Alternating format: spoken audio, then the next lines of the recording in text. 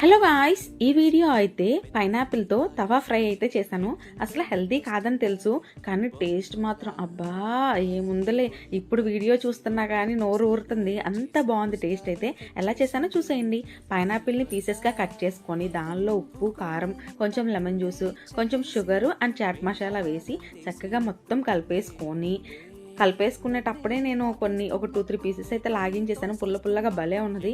ఇంకా మన దోశ పాన్ ఉంటుంది కదా, ఆ పాన్ అయితే పెట్టుకొని దానిలో బటర్ వేసి ఇవన్నీ చక్కగా అరేంజ్ చేసి అటు ఇటు రొటేట్ చేసుకుంటూ చక్కగా కొంచెం ఫ్రై అయ్యేదాకైతే ఫ్రై చేసుకోండి. మనకు ఒక అరోమాటిక్ స్మెల్ వస్తుంది ఫ్రై అయ్యేటప్పుడు. అప్పుడు దాకా ఫ్రై చేసుకుంటే భలే టేస్టీగా ఉన్న పైనాపిల్ తవా ఫ్రై అయితే అయిపోయినట్లే. బార్బిక్యూలో దొరుకుతుంది కదా, ఎవరైనా బార్బిక్యూలో ట్రై చేసి ఉంటే కనుక కామెంట్ చేయండి. నాకైతే బార్బిక్యూలో అంటే చాలా ఇష్టం. ఇంట్లోది కూడా యాజ్ ఇట్ ఈజ్ అలాగే కుదిరింది. కొంచెం పుల్లగా, తీయగా, ఉప్పుగా, కారంగా భలే ఉంది.